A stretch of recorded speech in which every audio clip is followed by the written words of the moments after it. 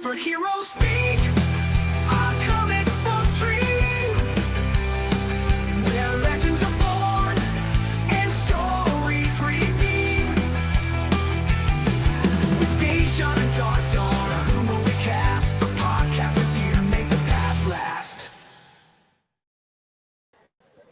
Hey everybody, and welcome to Superhero Speak. I'm your host Dave, and I'm John, if you can hear me. yes, I can hear you. Okay. Technical issues abound. How's everything going, John? You apparently aren't home. Oh, I am home. Oh, I think we've discussed this before. Let me just get us. So, like, my normal setup has my work computer as my, the middle of my big setup. And security at Comcast has been doing a lot of work lately. And some of it not really well thought out. So StreamYard got killed. So okay. And it's funny, I'm in the middle of revamping my normal room. I have a workroom upstairs, like a little office, and I'm in the middle of cleaning that out and revamping it so I can move my setup up there, get a nice new table and whole nice setup. And apparently, I was 2 weeks too late to start that project. Otherwise, I might have been up there and I would have had a separate laptop sitting right next to my work one to just switch to. But now, here I am. Well, there you go. So that and that suffices as how I'm doing. How are you doing, Dave?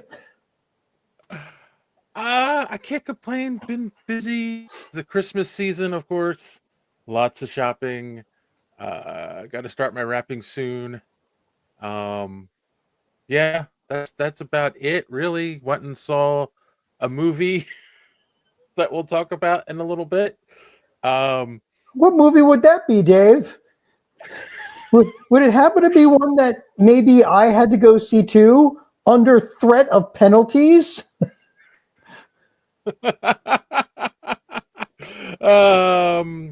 Maybe. Yeah, Kasan says, hello, fellas. Good to see John back for Queen. I hope all is well.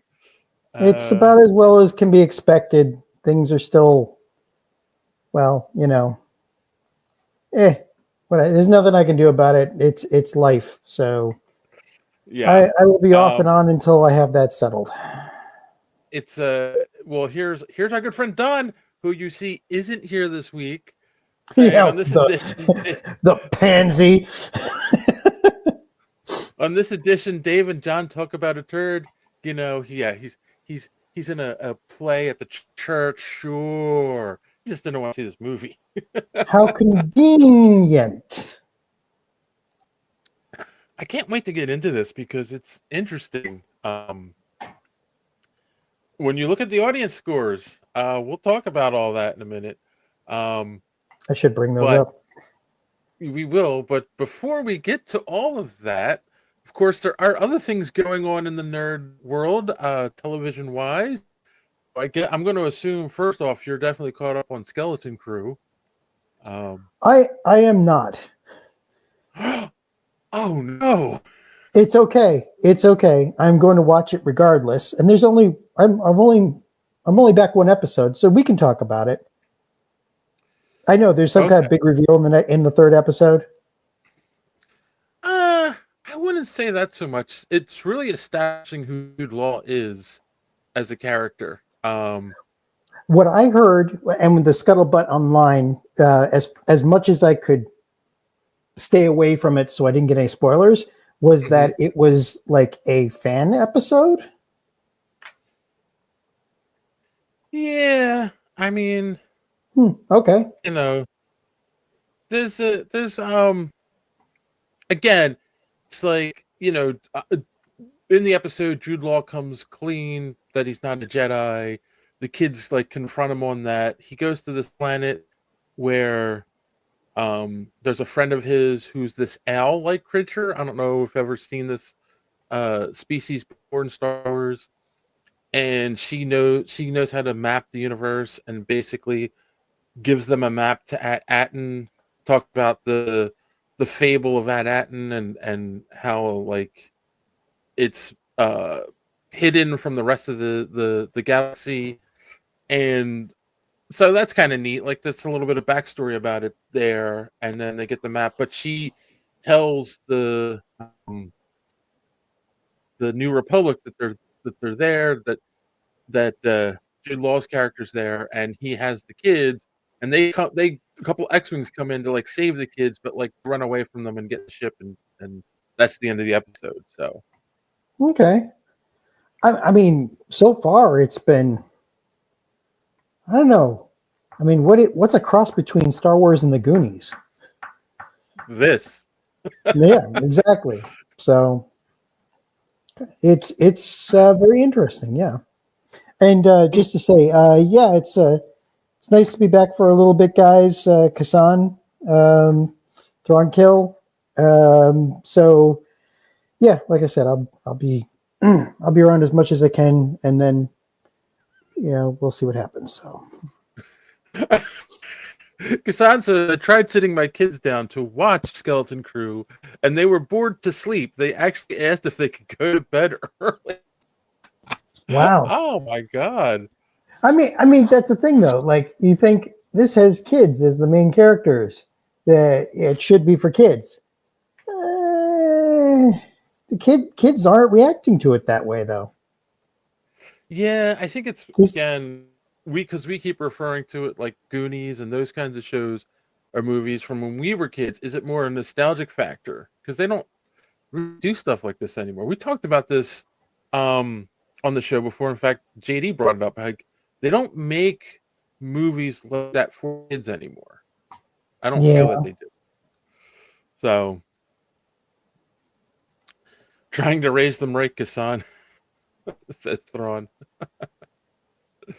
So yeah, that's I guess that's it. I mean, if you haven't watched it, you don't have a really, a strong opinion at this point.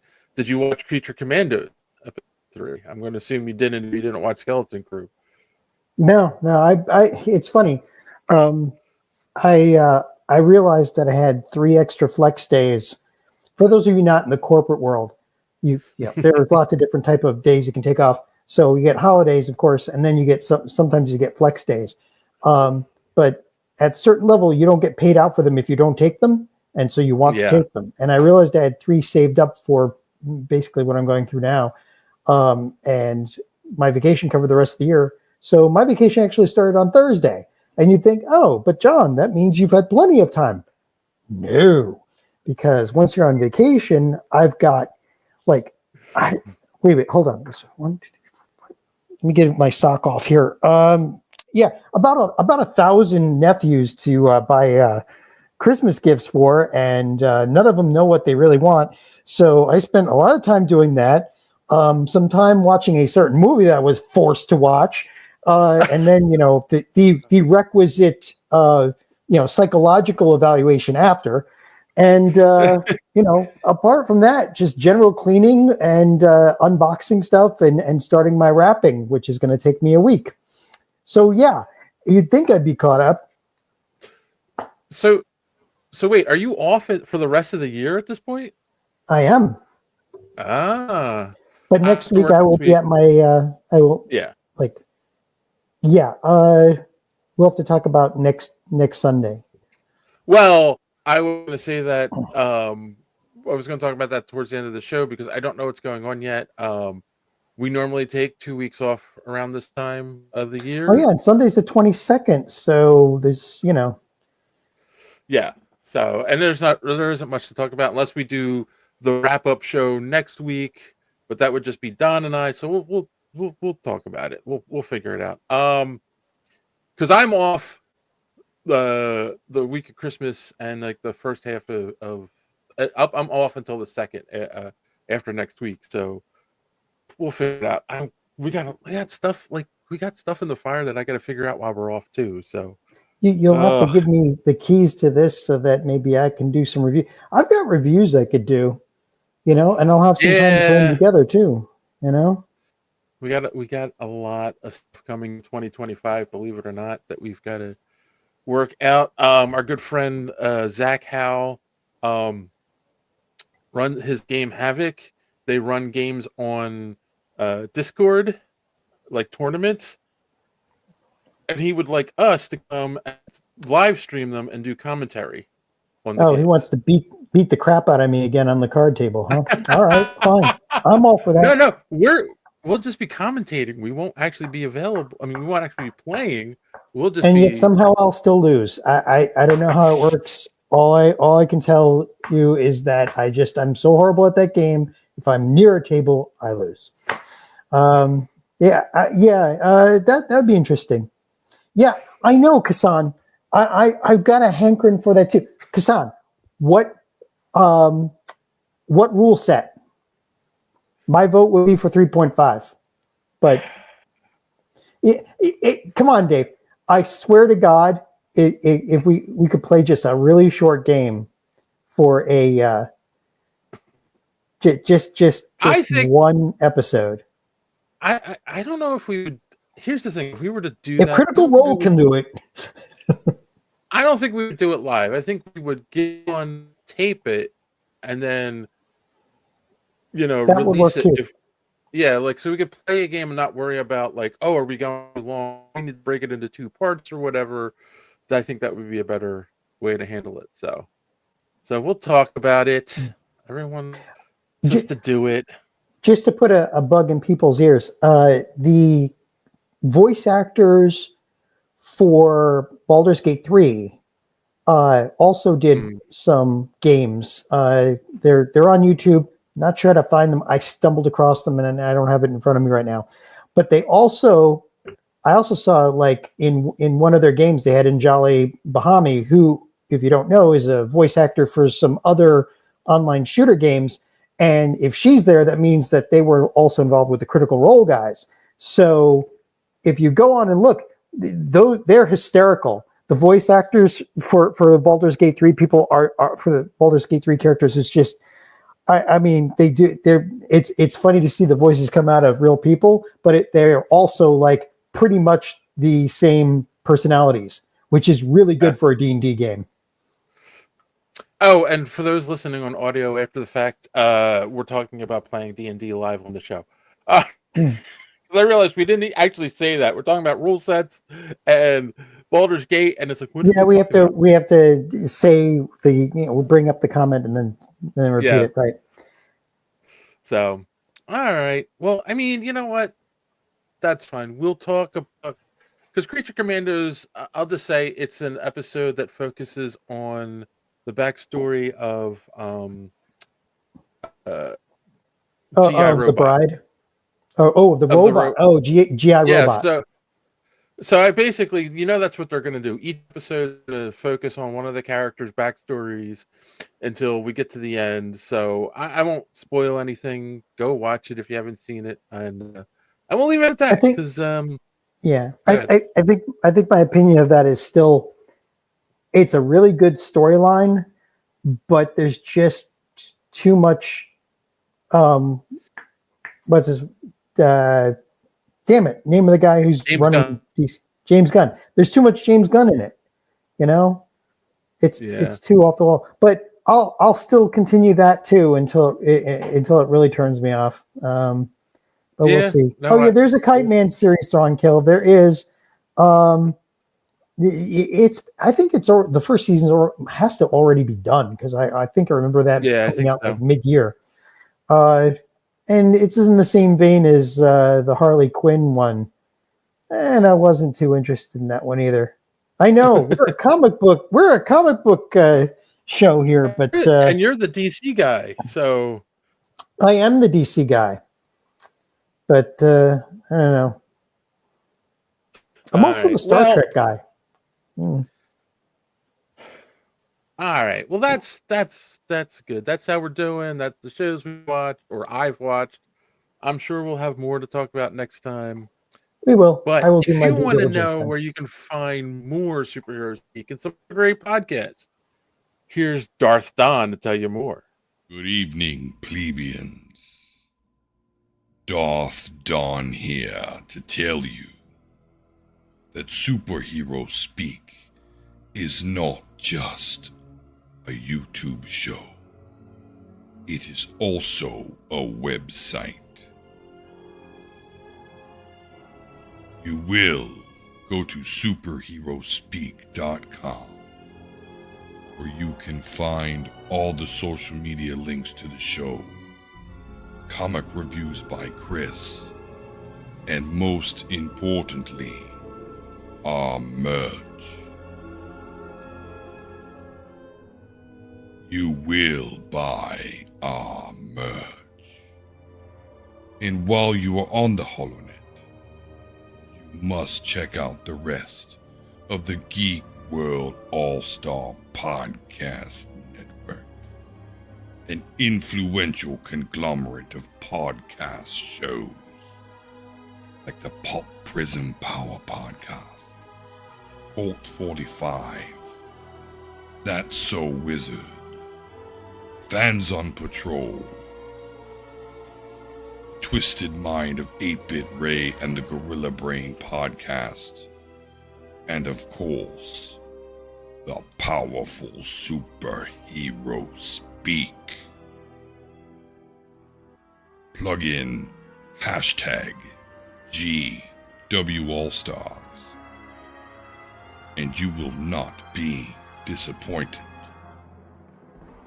And if you do not comply with my request here tonight, I will torture you by making you watch The Acolyte, the one and only season, over and over again. Now, if you'll excuse me, I have a double feature to catch. They're showing Blade 2 and The Matrix Reloaded at the drive-in. Now, back to the show. You know, Don, you picked those two movies because they were both trench coats, but you could have said Matrix and Blade. You didn't have to say the second ones. Nice. And then what was the other thing? I don't remember. All right. So if you've made it this far in the podcast, as always, I'm going to remind you, if you like what you're watching and you want to see more of it, hit that subscribe button.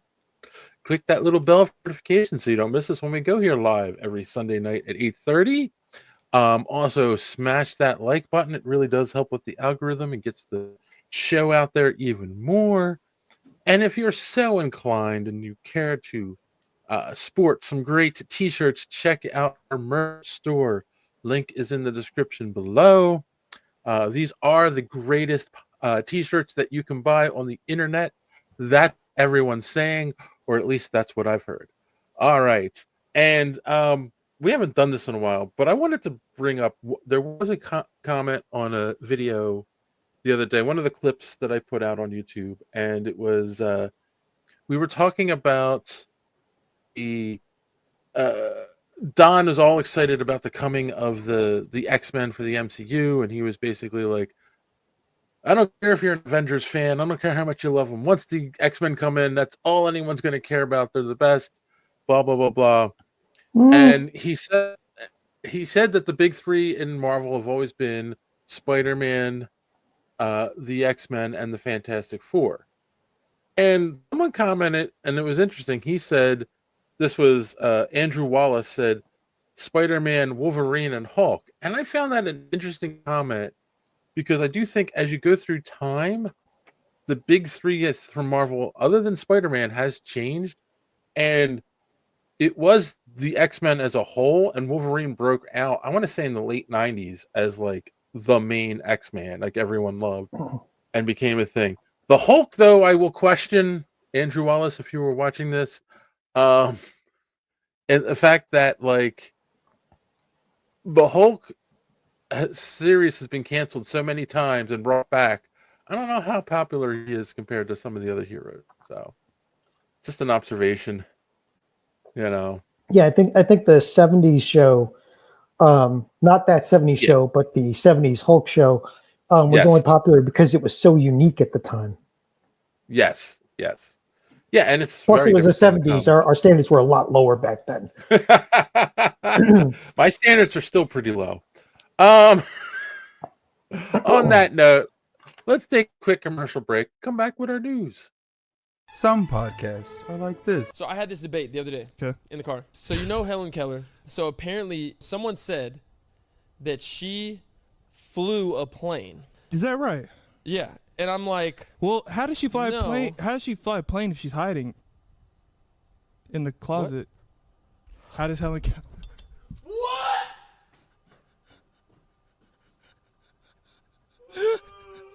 What? You were Shut up. She got I thought did she get free and then fly the plane? Oh my god. Oh my god. What is happening right now? There was like a live audience and I could ask them, does he even deserve me to continue? Oh my god. I'll give you one more chance. Helen Keller.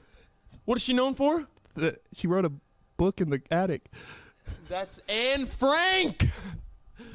Helen Keller's the woman that was blind and deaf. We're cut. And some podcasts are like this. DC Talk used to have this song that was like, we're just two honks and a Negro serving the Lord. What? What? You lying? Hold on for a second. Break it down. When you really break it down, We're just two honks and a Negro serving the Lord. We're just two honks and a Negro singing our song. Bruh. See what I'm saying? See what I'm saying? But only one podcast is where you can get in-depth analysis like this. And murder them like they are getting like emulted, like they're being burned the fuck alive. And they are literally turning to ash It was Thanos snap. They're like, but it was two butt cheeks instead. Yeah, two butt cheeks of our Lord. Thanos clapping. You are now listening to Cult 45. This is Beat 'em Down. And I'm Random Randy Savage. Find us on all your podcatching apps like Podbean or Spotify. And follow us on Twitter, Instagram, and Facebook. Or just go to www.cult45podcast.com. Also, check out our YouTube for that sweet, sweet video content. Cult 45, the only podcast that puts hair on your chest. The importance of education and the 90s were such a very different time. All right. We very much so. have a couple of news articles this week. The big one that everyone has been talking about this week, Chris Evans has been confirmed to be returning for Avengers Doomsday. And of course, there's a lot of speculation about who he'll be playing because, he can't just come back and be Captain America for some reason. Of course, the popular options I will put in front of you. John, you can tell me what you think. The main rumor right now is that he'll be Nomad, which is essentially a version of Steve Rogers from comics. He was Captain America, gave up the shield for a while. It was Nomad. They kind of touched on that in not Endgame, the one before Endgame, Infinity War, where he was like, right. Where he doesn't have the star and he doesn't have the shield. Hold on. Then the other options were, of course, I say Captain Hydra, so an evil version of Captain America, and the Beyonder. So I'm kind of curious. Do you have any thoughts on that? Well, if Robert Downey Jr. can come back as Doom, then he could go. Then Chris Evans could come back as Beyonder. But even if he does come back as Cap or Nomad, he's coming back from a different universe, right? We're still talking the sacred timeline at this point because the TVA still exists. There's still multiple universes out there, and they're going to mix them all up. So, I mean, What If is coming out with its third season December 22nd, I think.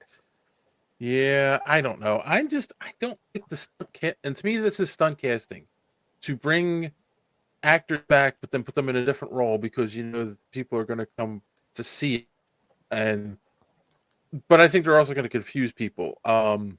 Well, it also shows that they're desperate and they're having trouble because you bring back stunt casting only because your writers aren't good enough to make people care about some of the existing characters that are still there.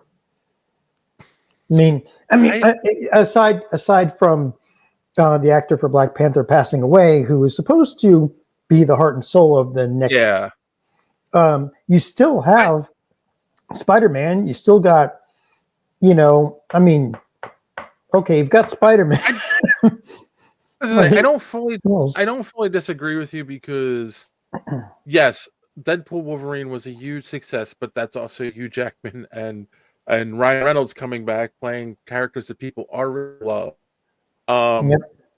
People don't seem excited for the new Captain America movie, even though it has Harrison Ford as Thunderbolt Ross and the Hulk. Like they're like they put everything out in the previews to be like, come on, it's Red Hulk and Captain America. No, it's Sam Captain America, but come on, come watch it. It's gonna be fun. And then the Thunderbolts, like people don't seem excited for that either. So yeah, I hear you, but I don't know. We'll have to see. I feel like I'm nervous about the Captain America movie.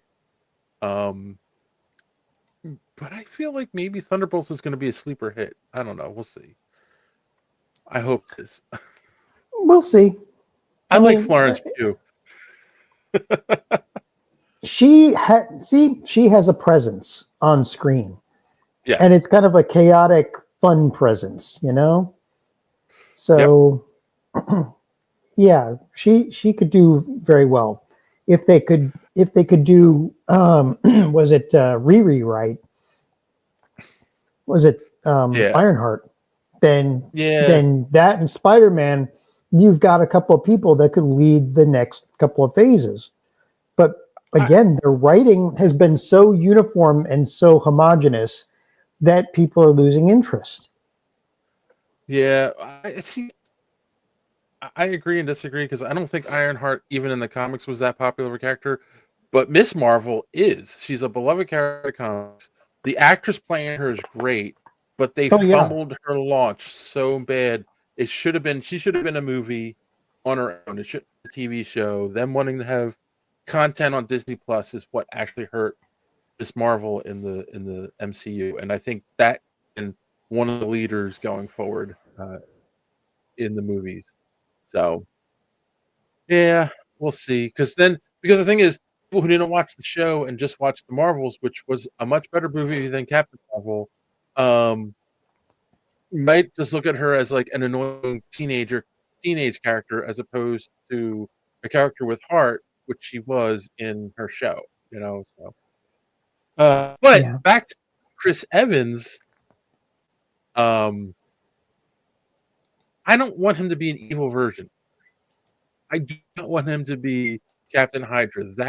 I would be out at that point. And I love Captain America and I love Chris Evans, so I'll bring him in as the evil Captain Hydra version. It's like, no, I can't do that. Like Nomad I could take. Like the universe he comes from has lost to Thanos maybe, or the government was destroyed and he's now still riding the frontier as a hero, but he doesn't have a country behind him, so he's nomad. Like do something like that. Okay, cool. I'll take that. Give me the Captain America like that. But no Captain Hydra. I'm saying it here now. If he's Captain Hydra, I might not see this movie. I can't believe I said that. Yeah, I mean, I get that sentiment. On that note, I wanted to say, what is the confirmed cast for Doomsday at this point? Because the other announcement that came out was Hallie Atwell is coming back as Agent Carter. Cool. So, man, I talk about like, I mean, I know that her storyline takes place well in the past of the Avenger timeline, But Yeah. damn, like Haley Atwell is just she's also fun, amazing, and she's just, I don't know. They could have done so much more with her character. So those confirmed at this point. RDJ, of course, is Doctor Doom. Chris Evans, Pedro Pascal as Mr. Fantastic. Vanessa Kirby as the Invisible Woman. Joseph Quinn as Human Torch. Eben Moss Barchak. I don't know how to say his last name. Bachrach as the Moss Thing. Mm-hmm. Moss Bachrach. Okay. Tom Holland, obviously, as Spider-Man. Benedict Cumberbatch as Doctor Strange. Anthony Mackie as Sam Wilson, Captain America, and now Haley Atwell as Agent Carter. They have said that like there's going to be more heroes in this movie than there were in Endgame. So, I don't know how that's going to work. It'll be interesting. No Kang though. No. I wouldn't be surprised if like the very first scene is Doctor Doom just stabbing Kang and walking away. Yeah. Have to see. I'm anxious for them to start filming this movie and to get like a trailer. We're a few years out from that at this point, but I want to see where they're going with all this because it's right. I almost thought maybe Haley Atwell might have come in as Captain Britain, but so Kassan says, "Isn't Agent Carter dead?" Technically, in the modern era, Agent Carter is dead. Of course she is. She died in Civil War. But Kassan corrected himself. Oh, right. Death doesn't mean anything in the comics. Yeah, very much so. But if they are pulling the Fantastic Four out of the 60s from their universe into our universe, they could pull out a version of Captain Carter from that universe in the 60s. Oh, now that, I mean, they kind of killed, what is it? Director of S.H.I.E.L.D. Damn it. Why am I blanking today? Sam Jackson or Nick Fury. Yeah, Nick Fury. They kind of killed him with Invasion. I mean, they really did his character dirty in that. So if they brought Haley Atwell or Agent Carter back with the Fantastic Four into the present time and made her director, that could make S.H.I.E.L.D. a nice a nice thread through all of the newer movies that come in the next phases with her directing S.H.I.E.L.D. I'd be on board for that. Yeah, I mean they're gonna do with Doomsday and Secret War what they did with Secret War 2, I guess it technically is in the comics. They're gonna take all these alt versions of the characters and bring them into one universe. Though I do feel like they should also somehow introduce Miles before we get there, so we can bring Miles in as well in the same way. But yeah. So I mean, get a Captain Carter, like we had in the show. What show? Was it Agent Carter, right? Agent Carter, yeah. Mm-hmm. Well, no, Captain Carter is from the show. Agent Carter is from the Agents of S.H.I.E.L.D. So Captain Carter from What If? Yeah. So but we could do that. Like you could easily do that in with the Doomsday and Secret Wars. So we'll see. I don't know. Yeah. There's still going to be a lot of news about this movie before it comes out. So we'll see where it goes. And of course, the last bit of news will tie into our main topic. Kraven, Sony has come out and said, Kraven the Hunter is officially, for now, the last movie in the live-action Spider-Verse not featuring Spider-Man movies. Does this news shock you at all, John? It's only shocking in that it took them this long to figure out that they were. Sony really likes losing money. You know, it's Yes. not fair because Warner Brothers could have used that money to possibly make a better. Well, you know, it's Warner Brothers. I don't know. Like Warner Brothers, Sony, they're just terrible at these movies, and it's all studio interference, and that's what's happened now with the MCU. So I don't know where that leaves us. Yeah. Son says, then we'll have 3 caps. Wow, that's awesome. Yes, it is. You can sit there and saying you're being sarcastic all you want, but Captain America's awesome, and the more the Captain America's, the merrier. That actually could work. That would be really cool. I mean, but that's assuming she doesn't come back as Agent Carter, but comes back as Captain Carter. Yes. And then, yes, you have 3 Captain Americas there, 2 of them with super serum in their veins. Yep. And one of them with wings. So, yeah.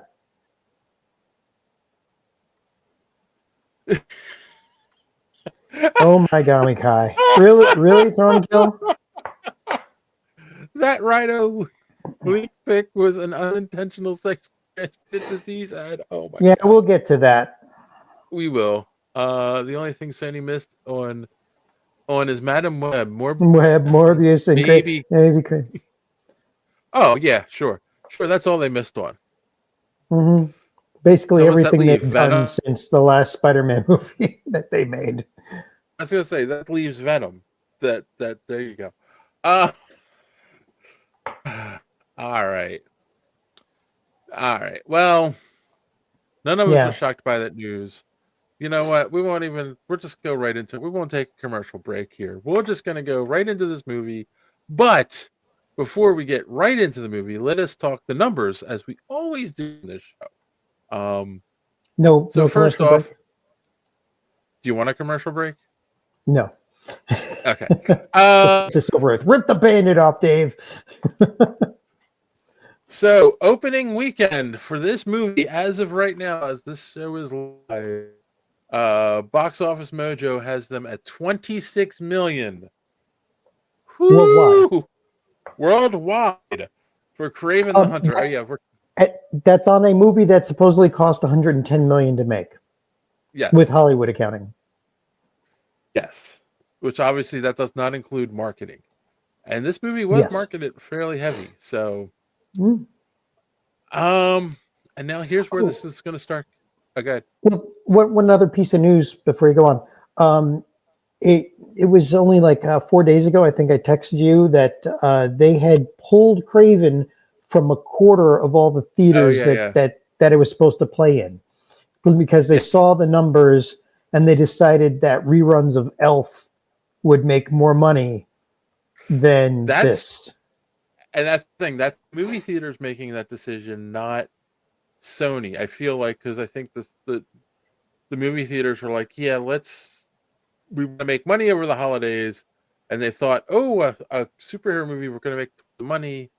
Obviously, no. Now here's where this things get interesting, boys and girls. Over on Rotten Tomatoes, we're going to start there first. It has a critic score of 15%. Like, that's really bad. But it has an audience score of 72%. So of all 50 people who've seen this, or 100 people that have seen this, 72 liked it. And just remember that Madam Web had 11% on the thermometer and 55% audience score.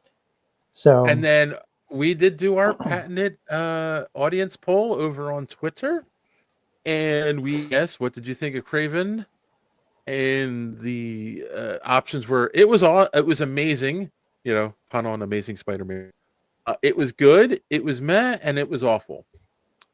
The lowest one, but 3.7%, was it was good. The second lowest one was it was awful at 7.4%.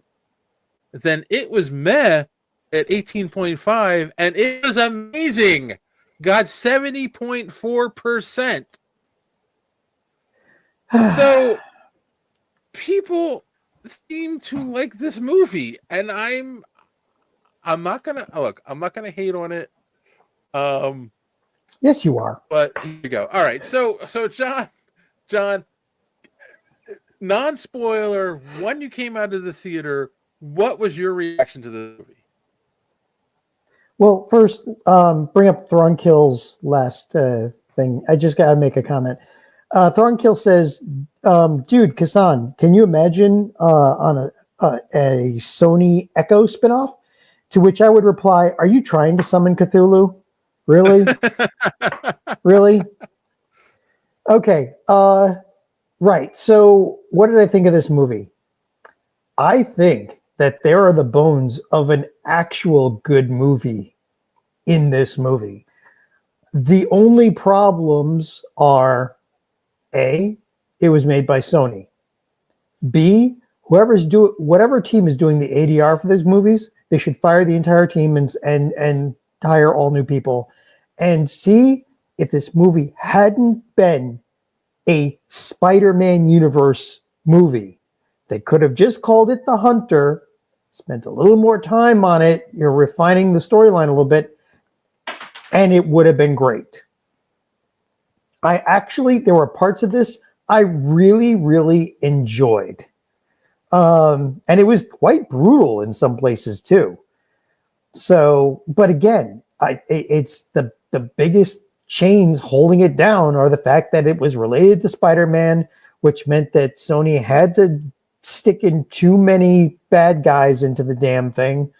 And the ADR sucked, and you could see, like, they had some really great sequences, and then you hit a part where you're like, okay, they chopped the hell out of that. And then people turning around in lots of ADR. So but there are bones of a good movie in this, and I can see why, like, the audience scores 72% on Rotten Tomatoes. I could actually understand that, because there were parts of this movie where I was actually kind of excited, especially when Kraven was like, jumping around buildings and going after going after the villains, whatever. It had some good bones in there. What about you, Dave? In a world where the Fast and Furious movies all make like $1 billion, I can see Transformers. why this movie. Right, I can see why this movie is loved. And here's my initial reaction. In all honesty, and I'm trying to be fair.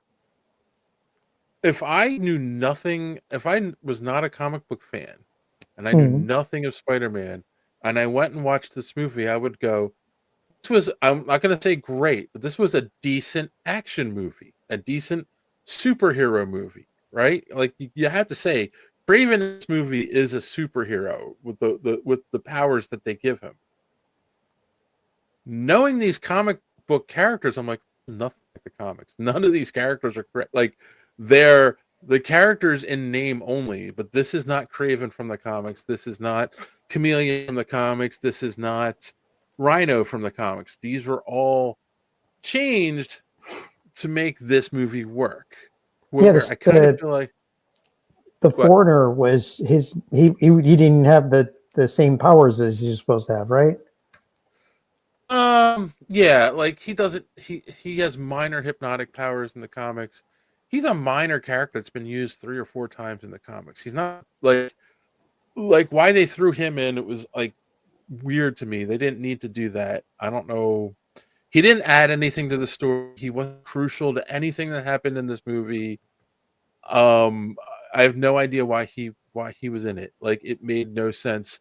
It's not like his powers changed anything. It's not like they needed him to stop Kraven or anything like that. The addition of the Foreigner was just stupid, in my opinion. I feel like Sony. Yeah. Yeah, we had a character we wanted to use, and we threw him in. And it's like, okay.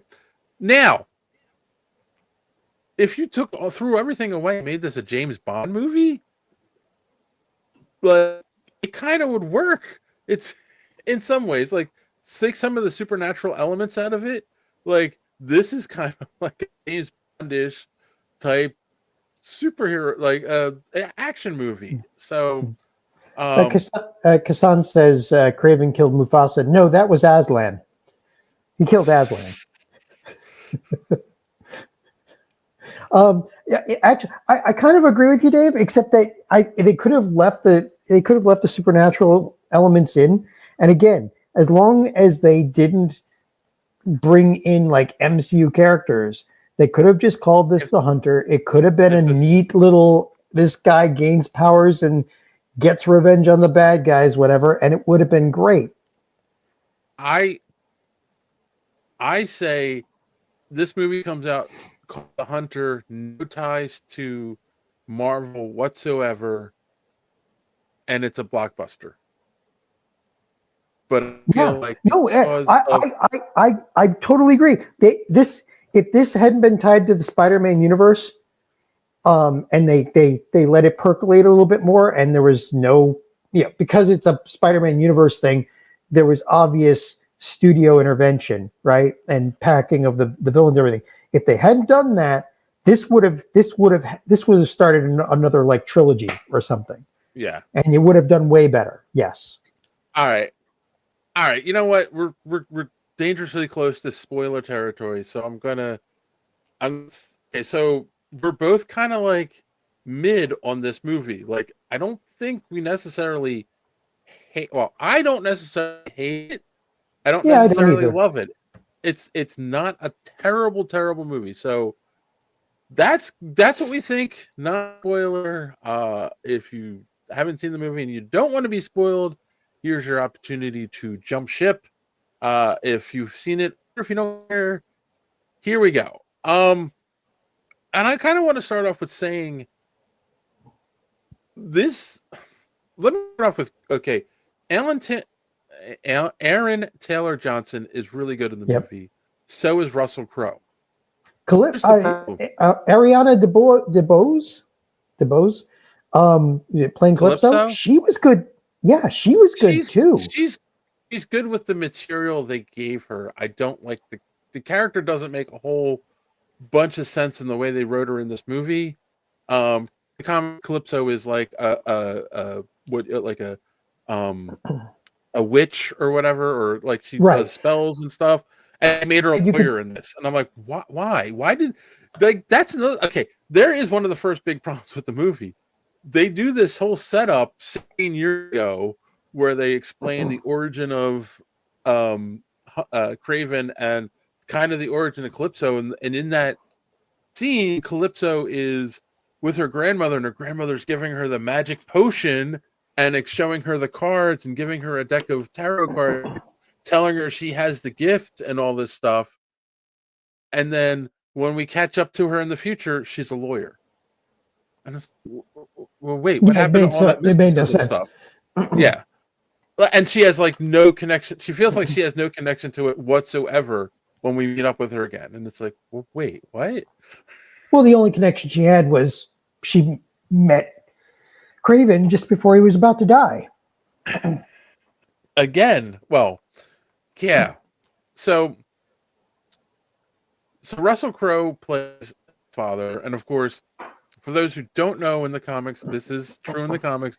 Chameleon is his half brother, and in this, what they've done is they made Russell Crowe the dad who doesn't like Chameleon as much as he likes Kraven because it's not really his son, and so he's like taking Kraven under his wings and bringing him to take over his empire. But so it's like, okay, they're trying to give him a clever backstory. But Russell Crowe is closer to what I would think Kraven in the comics is than what Aaron Taylor Johnson's character is in personality-wise is in this movie. You know, where like that's Kraven in the book, the man and the apex predator and you know, macho kind of thing. Like that's how you pick Kraven, and that's Russell Crowe in this movie. Yeah, Russell Crowe was a lot. I don't know. I don't expect much from him these days, but he did his job. He did good. It seemed like everybody in this movie was making more of an effort than it really warranted, which is probably why it's getting over 70% audience score, because it just, I don't know, it's like they really tried hard, you know? Right. I mean, and the only reason I feel like they included Calypso is because in the comics, her and Kraven have a romance at one point. So, okay, we're going to bring Calypso in. But then there's no romantic connection between them at all in the movie. So it's like, well, then why is she here? Just to give him the potion when he's a kid and give him the potion again when he kind of dies again the second time in the movie? Like, yeah. I don't know. Then the spiders. Yes, I feel like that, again, going back to trying to tie this to Spider-Man and making his hallucination the giant spiders was like, oh, look, spiders. Yeah. Get it? Haha, wink, wink, nudge, nudge. That and the end where he's sitting there with his jacket and the big, the lion fur around it. It's like, again, if they hadn't tied this to Spider-Man, if they got rid of that stupid stuff, it was a good movie. The end of this movie is so ham-fisted. We could have ended. Yeah. Okay. So obviously we're in spoiler territory. The movie ends. In my mind, this is where the movie ends. He goes and finds his father. So we find out. Okay. So in the course of the movie, the Rhino gets footage that shows who the hunter is, and he knows that he's on the hunter's list. The whole thing is he is not an animal hunter; he's a hunter of bad guys. So they make him an anti-hero. Okay, right. I don't disagree with that. You got to make this movie work somehow as a standalone hero movie. Fine. But the whole mythos is once you get on his list, he finds you, and you don't get off his list. But no one knows who the hunter is until this video comes out, and somehow the Rhino ends up with it, who's a mob boss. And I did not mention this already. In this version, the Kravenoffs, Kraven's family, his father is a mob boss. So kind of like rival factions going on in the movie, and somehow Rhino gets this video that proves that the Kraven is the hunter, and you don't know how he gets the video, which I don't feel like that was a big mystery in the movie until the end, and they tried to make it the twist that it was his dad who gave him the video so that he would bring him out of hiding, and he would have to defend his family. Blah, this whole big, long, convoluted plan. So he doesn't kill his father, but what he does is he finds him on a hunting expedition where he's trying to hunt this giant grizzly bear, and basically he takes bullets out of his gun and lets the grizzly bear kill his dad as he walks away. To me, cut to black, that's the end of the movie. But then we tack on this like, oh, well, look, the chameleon now has his powers where he can mimic anyone. And, oh, look, here's him talking. I can't remember what the other thing that happened at the end, but it was like, here's tacking on an end where we can possibly get a sequel out of this. Bring up Thrawn Kills. Because again, I'm on a different computer and I didn't sign in. Rhino's a mutant in this? No. Rhino and Kraven's brother both went to, well, they didn't say it out loud, but they were kind of, alluding to the fact that they both went to the Jackal. Yes. They do mention Dr. Warren, who is the Jackal in the comics. Well, that's who Rhino goes to. And so he has some kind of condition. He gives him some kind of thing to help him, which turns his skin hard and basically turns him into the Rhino. So then he has a backpack he wears that like injects him with, let's say it's like a diabetic who has those pumps where it's pumping insulin in them. It keeps him from turning into this beast because it's painful when he becomes quote unquote the Rhino. And at the end of the movie, you find out that his brother basically went to the same doctor and now has the ability to like change his face, as opposed to like in the comics, it was just he wore masks. I don't know why they made it an ability, but okay, fine. Again, Thronkill makes a point. Like Bane, no, it was reverse Bane, basically. Bane, you had to press the button to inject the venom serum into him to get big. Rhino, it has that backpack to continually inject him with stuff to keep him from turning into the Rhino.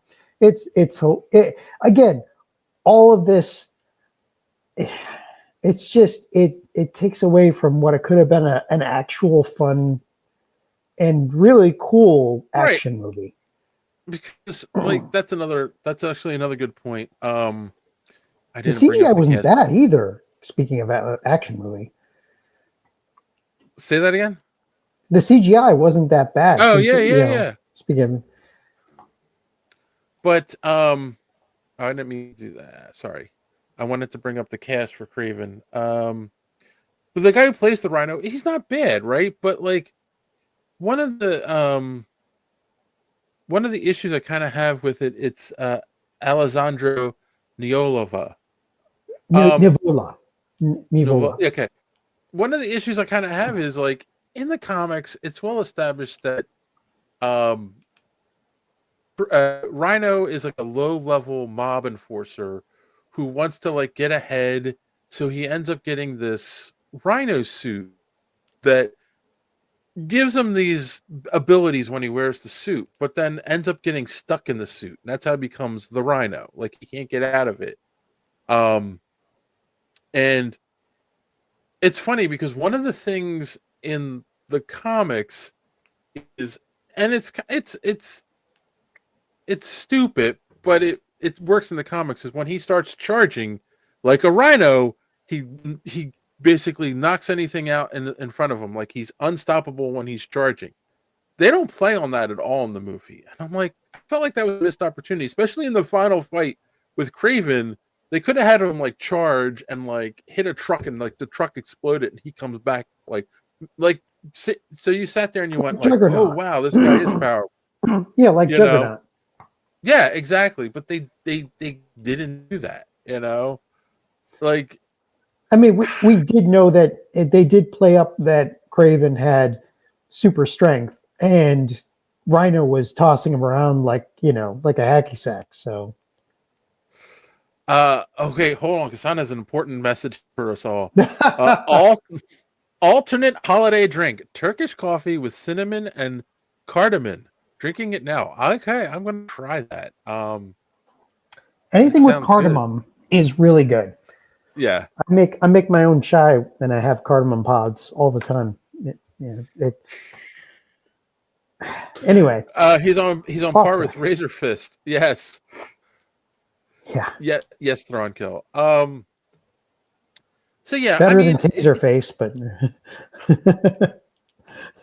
again, like all these characters are so different from what they are in the comics. It's like if they hadn't have made it a Spider-Man movie and just made a movie called The Hunter, threw everything that has to tie this to Spider-Man away, it would have been a better movie. Because like in the comics, Kraven's story, for those who don't know, they're a Russian aristocrat family, and something happens and they get shamed and they have to move. They rush to move to the United States, New York. And Kraven grows up in New York, goes to private schools, the whole nine, and then eventually becomes a hunter, becomes the best hunter there ever was through like working with a shaman. He ends up enhancing his abilities, and like he's an apex predator. That's like his thing, you know. And this, right? His father's a Russian mob boss and he sent to boarding school in New York, you know. And it was just like, and he has neither brother has any Russian accent, and it was like, what? And then even when like the other brother is an adult and has been living in, because that's the other thing, his father's based in England, not Russia, but Nobody after pays the attention to voice acting anymore like that. Who they needs have no accents? accent. Oh my god! Yeah. I know it's such a silly detail, but that frustrated me beyond no measure. Like, why does Kraven have no Russian accent in this movie? And maybe Aaron Taylor Johnson can't do a decent Russian accent, so they said, "Oh, we'll just forget about it." But it was like, or maybe he didn't care because he knew he was in Kraven. I mean, I'm pretty surprised that Russell Crowe managed to do a fairly okay accent, you know? Oh, sorry, what's Kazan say? So far, this movie sounds interesting enough to watch. I think this may be a success because of the holidays. You know what? That's an excellent point, and I've been thinking about that. Will the 70% of people who like this movie who've seen it tell other people, and they're all going to go see it because it's the holidays? People go to the movies during the holidays. There's nothing really else to watch, and will it all of a sudden become a hit? That's a good question. What do you think? It's better than it has any right to be.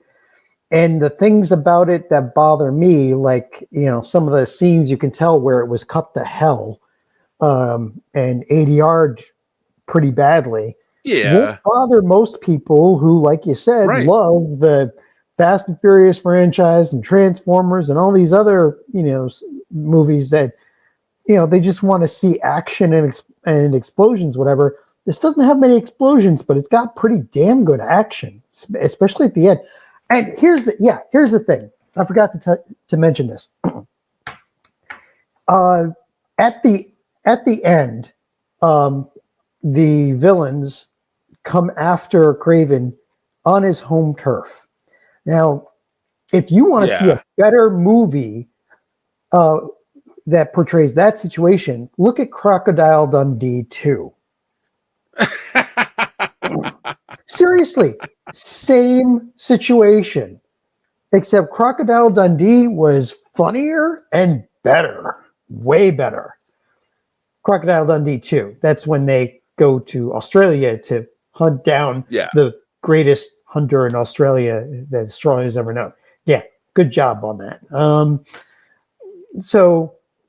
And there's my recommendation. Watch Crocodile Dundee and Crocodile Dundee 2. They still hold up, especially if you like the way the end of this Kraven movie was set up. Yes, Thrawn killed. You know, we don't have a Donk, but we've got a Dave. I don't know what a Donk is. Our audience is pretty amazing. They are getting this, you know, left and right tonight. They've seen Airplane. They've obviously seen Crocodile Dundee. It's pretty cool. Yeah. I don't know if I should. Kazan says, "Damn, I don't know if I should tip my hat to John or Cursa for making him feel my age." Hey, Kassan, at least you're not feeling my age, all right? I'm just saying, man, you're a little bit younger than me. By a factor of 10, probably. I mean, that's an interesting thing, too. The whole concept, they come after him on his home turf. Like, it's in the middle of Siberia. You know, it's like a jungle type area or a forest type area. And obviously he's got traps set up and all that kind of stuff. And they just go in overly confident. And it's like, that never works. They know that he's I'm going to just reference Crocodile Dundee 2. Crocodile Dundee 2, the bad guys, the villains, were from, like, they were the mob from New York. They didn't know any better. They didn't have any concept of what a hunter is from the bush in the middle of Australia. They had no idea. So of course they're going to follow him into his home territory and get the life beaten out of him. But true. But in this, they knew who he was. They knew he was called the Hunter. They knew he had super strength and super, agility and all this other stuff.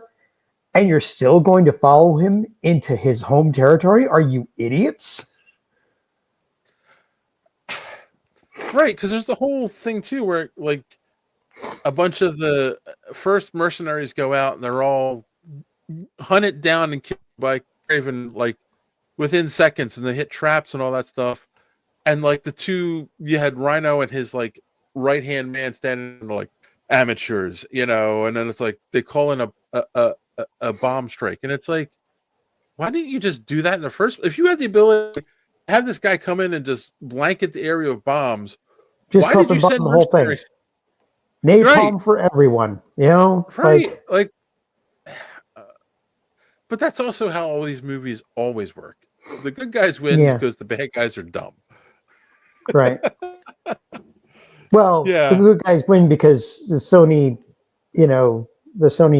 execs are dumb and they won't let the writers actually write a good movie.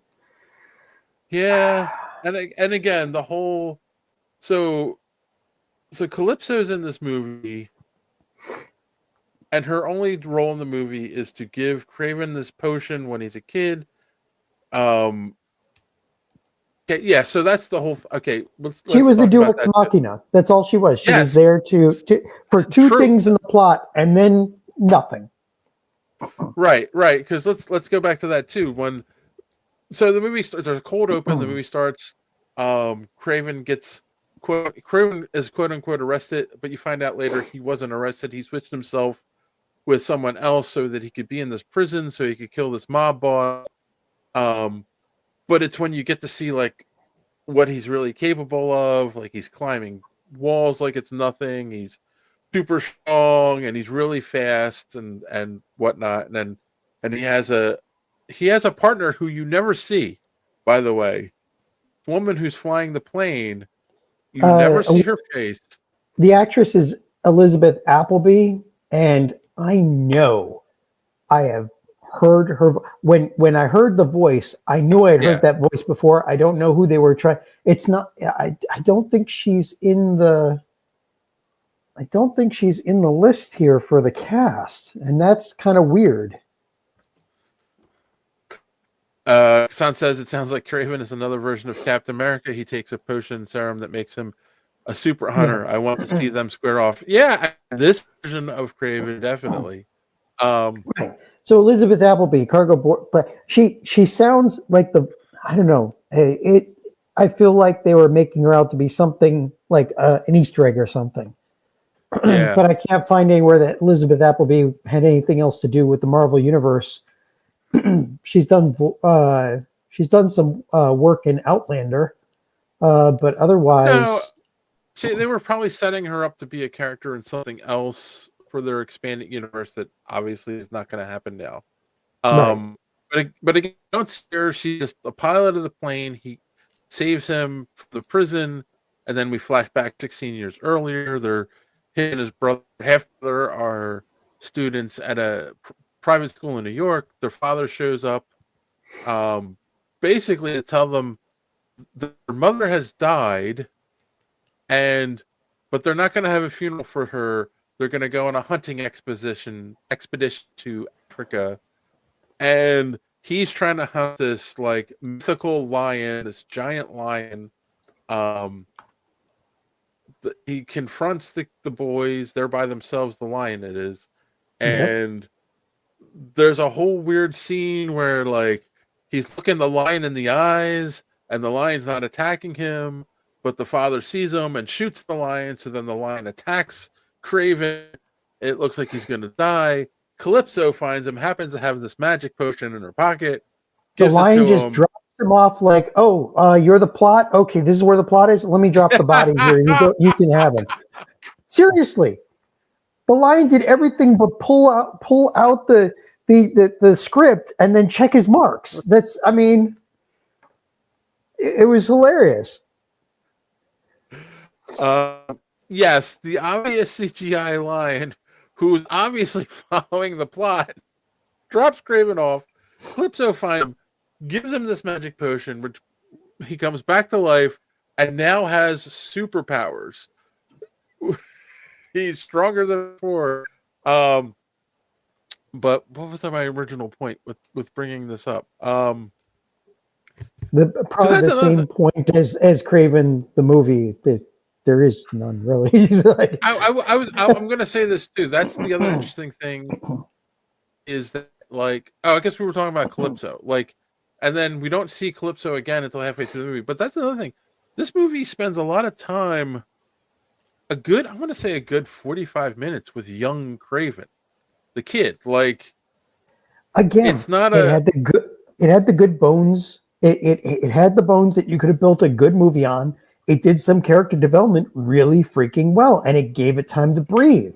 And then you hit the parts where you know that the studio stepped in and said, "Hey, let's speed things up a bit here." And granted, they probably did because the movie itself is 2 hours and 10 minutes. Yeah, what I was going to get is I felt like the scene where, okay, so we go back after he comes back to life, they take him back to London where his father lives, and then he has a confrontation with his father, and then he runs off, and like we could have left it there, and then like we could have left it him finding the abandoned treehouse thing where him and his mother used to go when he was a kid, and then flash forward modern day Aaron Taylor Johnson. But then there's this whole scene where there's hunters and he goes and he kills them all, Poachers. And it was poachers. Right? Poachers. They Yeah. wiped out a bunch of bison and just took their horns and left an entire herd there. Right. Which, like, okay, fine, but it was just like that felt a little, in my opinion, I felt a little tacked on. Like it extended the scene out more than it needed to be, right? Like, or they could have had a scene like that, but it felt longer than it needed to be, in my opinion. Because, again, I felt we spent too much time with young Kraven before we got to modern Kraven, because they essentially revisit that with adult Kraven. There's some poachers on the land, and he stops them, and it's like, okay, but like you did the scene already with young Kraven. Now we're doing it again with adult Kraven. It's just like, right, yeah, that's what I'm getting at. Like, that's why I felt tacked on, because they did it again. So yeah, like, and again, but the movie's only 2 hours, so did they do that to pad runtime? I don't know. But obviously, I don't know. They had. I have the feeling that there are some parts of the movie that they left on the cutting room floor. It was those parts where they obviously left out some of the character development or some scenes from some of the later parts of the movie. So they didn't need to pad it. They didn't need it, but they left some on the floor. So yeah, because I felt like maybe we needed a little more with Dimitri too, Chameleon. Like, they showed him, because every time they showed him, it was just him like doing voices, and he's like a chameleon, and it was just like, okay, but like, where's his character development, and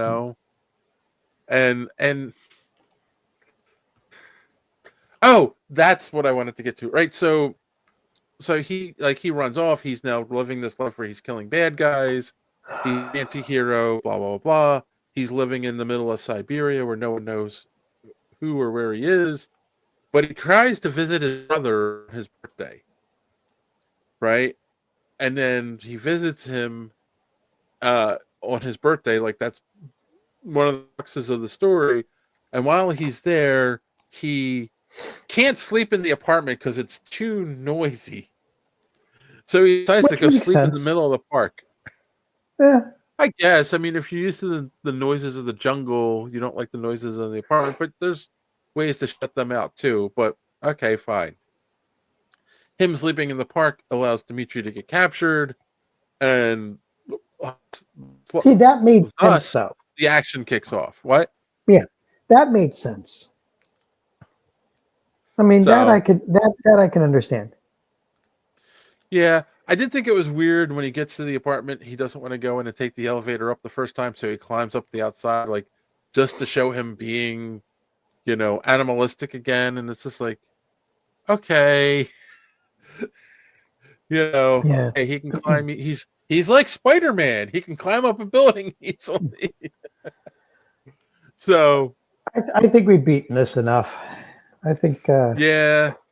So I can't think of anything else. I mean, like again, this could have been a good movie. Oh, but one of the things I want to get to is so we go like Dimitri gets captured. We go through this whole thing so he can save his brother. Basically, is what the crux of what is driving him at this point in the movie.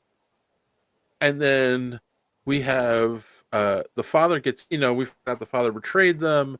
He's the one that released the film. He lets him die. And then this is what I'm saying, where the tacked on ending, he doesn't go and visit his brother until his birthday again. Like, he left them alone again for a year. Everything that just happened, and his crux was to defend his brother. He left his brother alone again for a year, that then had his brother go and to this doctor, have this surgery that made him the chameleon, and he becomes the mob boss that they both hated. It was like, this is just to set up a sequel. Like this is dumb. Yep. Mm-mm. So, yeah.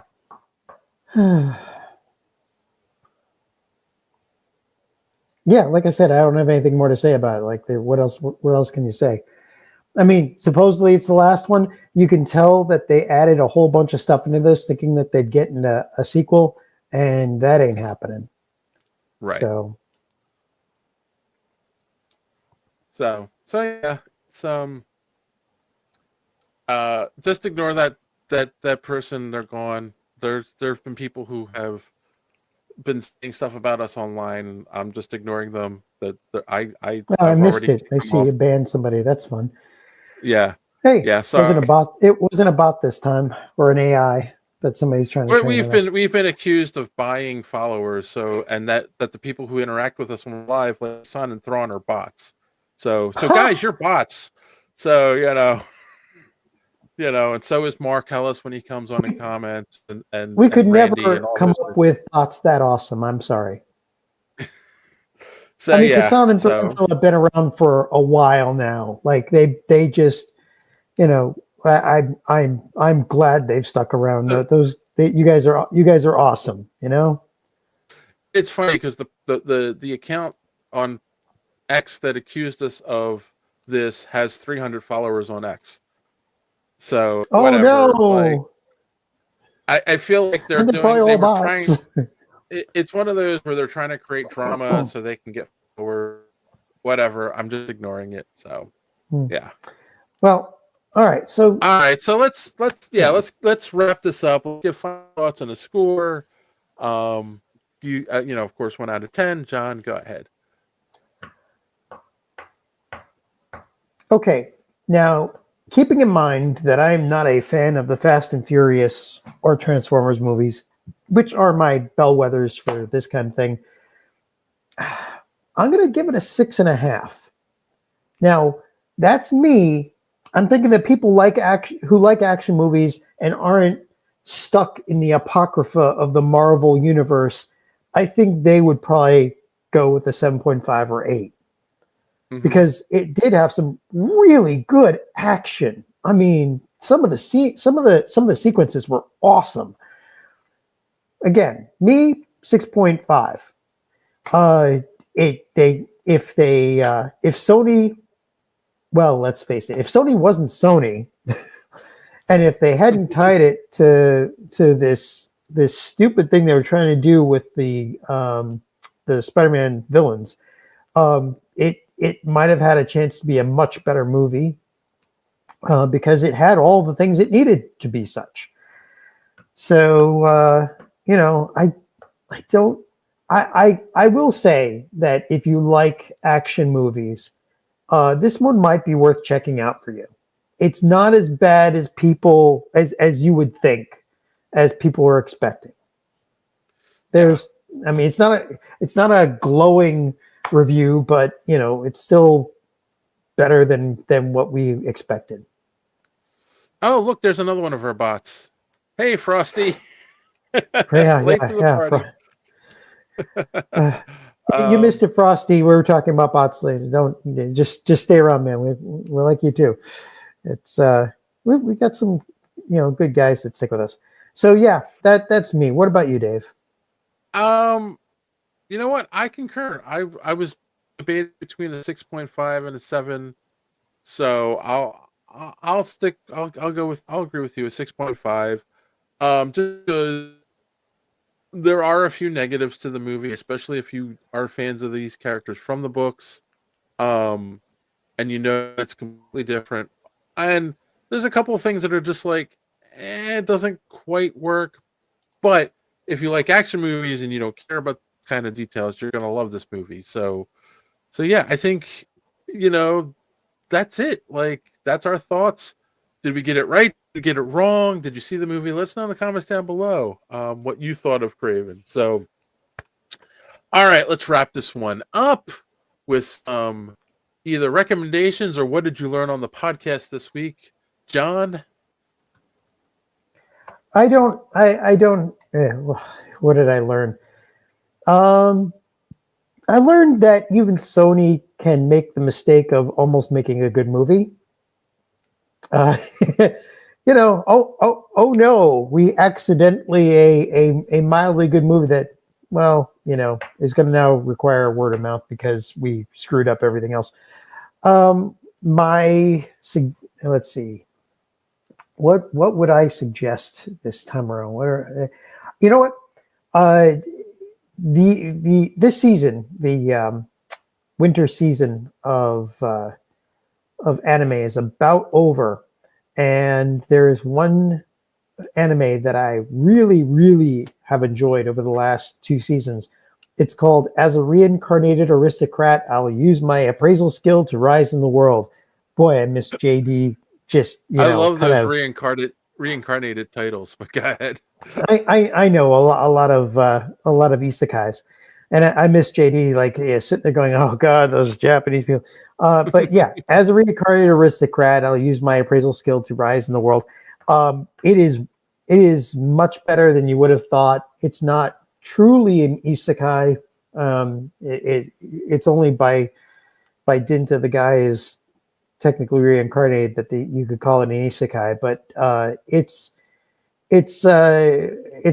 basically based about a kid who has the ability to appraise other people's skills, and he's an aristocrat. He starts building up a retinue that then helps him in a war that starts, and it becomes a bunch of tactics and them getting through a war, and it's really, really cool. I'm enjoying it greatly. So there you go.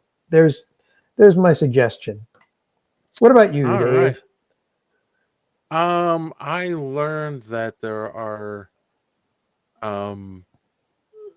people out there that are annoying. But anyway, I don't know why people feel like they need to comment on things. Just let people have their fun. I don't have any recommendations, and to be honest, boys and girls, I don't know if we're gonna do a show next week because I believe John can't do the show next week. And I don't know if I want to do a wrap-up show with Don. And we normally take a couple weeks off from the holidays, so we'll probably be off the next 2 weeks. Come back with a 2024 look back.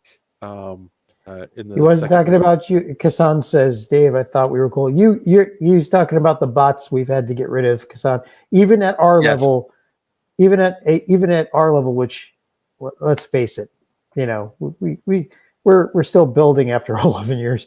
But we still get we've had people sick AIs on us in the comments to train the AI against us and bots and haters. So even at our level, we have to deal with these guys.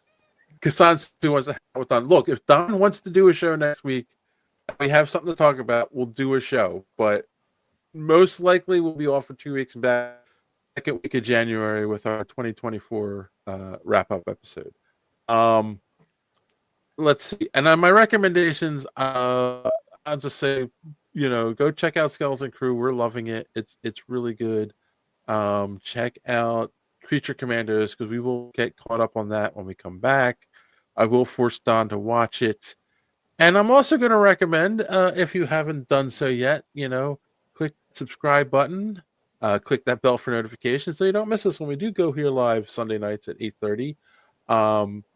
Also, smash that button. It really does help with the algorithm and gets the show out there even more for people to find us. And if you're so inclined, check out our merch store. Link is in the description below. Buy yourself a Superhero Speak t-shirt or buy it for a loved one because you need to clothe the people you love.